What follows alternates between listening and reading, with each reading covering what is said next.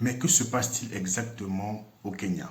Nous voyons des manifestations, des arrestations, des violences, des confrontations entre la police et la population. Une jeunesse qui est très fâchée, énervée contre la nouvelle politique ou les nouvelles politiques mises en place par le président récemment élu, William Ruto. Mais au centre de tout cela se trouve un homme dont le nom est resté dans l'esprit des Kenyans, un homme qui a marqué en tout cas l'histoire de la politique kenyane. Vous savez, dans la plupart des pays, on trouve toujours ce type de personnes. Lorsqu'on va parler des années 1970, on va citer son nom. Lorsqu'on va parler des années 1980, 1990, on va citer le nom de cette personne. Et ici, nous sommes dans le cas du Kenya. Pour comprendre cela, nous devons remonter le temps. Nous devons aller aux années d'indépendance. Nous savons que le Kenya a eu son indépendance en 1963. Et après cela, il y a eu la création de plusieurs partis. Et c'est en 1982, avec l'élection du président Daniel Arap Moi, qui a échappé à un coup d'État, que va naître en tout cas le monopartisme. Et après ce coup d'État, en tout cas, on va accuser un homme d'avoir été l'instigateur de ce coup d'État. Et cet homme-là, c'était Raila Odinga. Je ne sais pas si je prononce bien ce nom, mais c'est ce monsieur. Et lui, il va refuser ces accusations, mais malgré cela, il sera mis en prison pour 6 ans sans audience. C'est en 1888 qu'il va sortir de prison. Et après cela, il va mettre en place un mouvement pour combattre en tout cas ce monopartisme. Et il sera encore emprisonné pour 1 année. Il va sortir en 1989. Et il va toujours continuer le combat. C'est en 1991, pour sa sécurité, qu'il va s'exiler en Norvège. Et le président qui continuait à exercer son pouvoir sera mis en tout cas devant une pression pas possible en interne et à l'externe. Donc il sera obligé maintenant d'ouvrir la voie au multipartisme. Les élections sont organisées en 1992 et le gars qui était parti en Norvège comme exilé va revenir et aura un poste de député d'un département. C'est en 2001, si je ne me trompe pas, qu'il sera nommé ministre sous le mandat de ce même président Daniel Arap Moi. De 2001 à 2002, il sera nommé comme ministre de l'énergie. Et de 2003 à 2005, il sera nommé comme ministre des grands travaux sous le mandat de Mwai Kibaki. Je ne sais pas si le nom est bien prononcé, mais c'est ce type que vous voyez sur votre écran. Et en 2005, ce président va en tout cas mettre en place une nouvelle politique, c'est-à-dire va proposer une nouvelle constitution qui sera rejetée par Odinga avec ses hommes. Suite à cela, au prochain remaniement, le président Kibaki, par colère ou par esprit de vengeance, va remanier son gouvernement et va limoger Odinga et toute sa bande.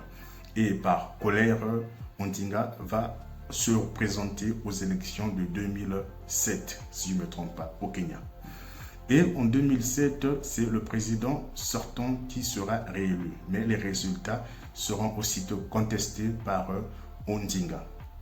Et il y aura vraiment des violences dans tout le pays, à tel point que l'organisation internationale était obligée de jouer les intermédiaires. Donc, ils étaient maintenant obligés de partager le pouvoir et il était devenu Premier ministre en 2008. Donc, le président Kibaki, président de la République, et le Premier ministre Raila Odinga.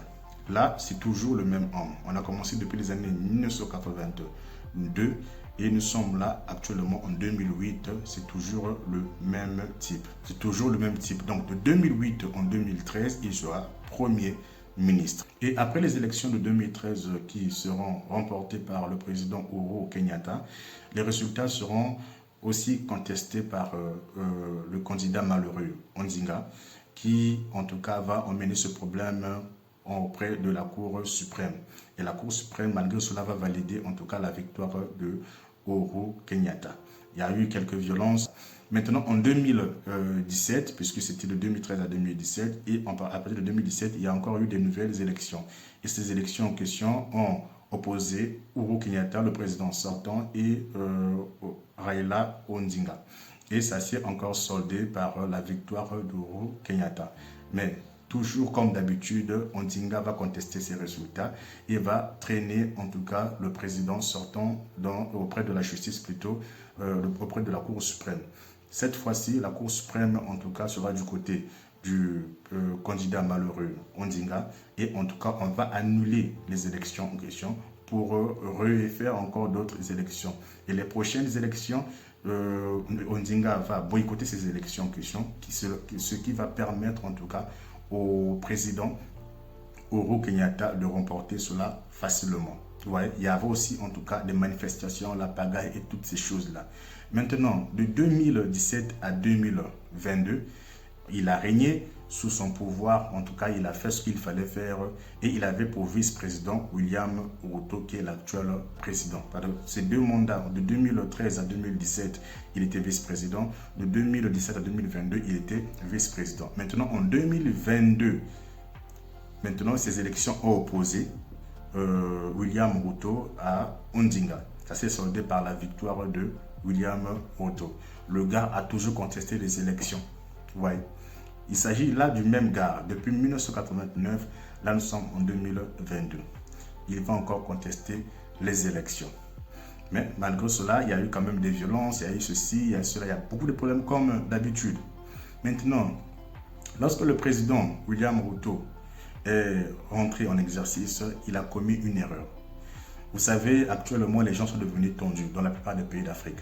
Vous voyez, il y a certains peuples qui sont dociles, peu importe ce que vous faites, vous les chicotez, faites ceci, vous faites cela, ils ne vont pas répondre. Ils ne vont pas répondre plutôt. Mais il y a d'autres peuples, en tout cas, on ne joue pas avec le feu. Donc, lorsque le président est passé pour essayer de rembourser les dettes intérieures du pays ou les dettes extérieures du pays, voilà, il a mis en place une loi de finances 2024-2025, quelque chose comme ça, pour augmenter les taxes et la douane et toutes ces choses-là. Mais malgré cela, les salaires n'ont pas augmenté et la population s'est révoltée. Donc, lorsqu'il a proposé cette loi, la jeunesse n'était pas du tout d'accord. Elle s'est levée dans les rues. En tout cas, il fallait finir seulement avec cette loi. Il fallait en tout cas retirer cette loi. Vous voyez, c'est par cette même occasion que cet opposant, Raila Ondinga, est entré en action. Oui, il est rentré en action, il a mis le feu, il a incité la population, voilà, il a fait des discours, ainsi de suite. Et oui, la population s'est élevée, voilà. Face à cette pression, le président William Ruto a retiré cette loi.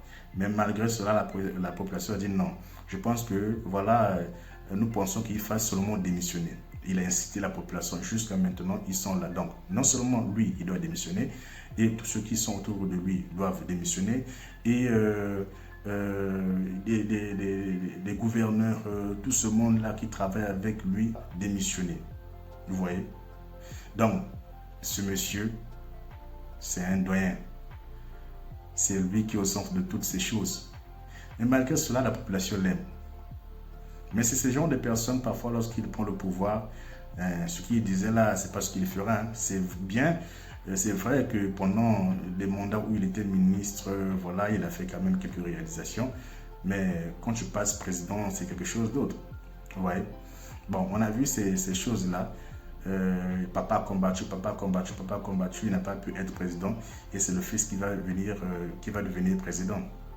Parce qu'il a aussi des enfants qui sont aussi dans la politique.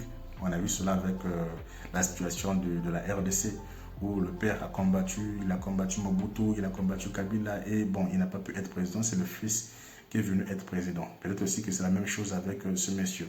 En tout cas, depuis 1982 jusqu'en 2024, où on fait cette vidéo, le gars là est responsable de la plupart des agitations dans le pays. Et ce qui est étonnant, c'est que la population est toujours derrière lui. Mais bon, vous pouvez dire dans les commentaires qu'est-ce que vous pensez de ce qui va arriver. Est-ce qu'il sera président pour les prochaines élections qui arrivent, ou bien il mettra son fils, ou bien, est-ce que la population est en train de bien faire parce que le président a déjà retiré la loi qu'il avait mise en place? Est-ce qu'en changeant de président, en mettant celui qui veut être à la place, là, la situation va changer? Vous savez, les situations sont les mêmes, que vous soyez au Congo, que vous soyez en Tunisie, que vous soyez au Maroc, que vous soyez en Éthiopie, Kenya, peu importe le pays d'Afrique que vous êtes, Nigeria, Cameroun, Gabon, la plupart des situations comme ça, on les voit partout. Une jeunesse abandonnée, le taux de chômage élevé, les prix ne font qu'augmenter, la vie devient de plus en plus chère, mais les salaires n'augmentent pas, les salaires n'évoluent pas, donc voilà, les gens sont suffoqués et après on va vous dire que non, voilà, à partir de maintenant, il faut payer en tout cas le double de ce que vous étiez en train de payer comme taxe. Ça a débloqué en tout cas la colère ou cette frustration que les gens étaient en train de garder. Donc ça a commencé au Kenya et là actuellement on entend que voilà, en Ouganda aussi ça chauffe là-bas. Donc on va parler aussi de l'Ouganda dans la prochaine vidéo. Dites ce que vous en pensez en tout cas et on va essayer de discuter sur ça. Merci.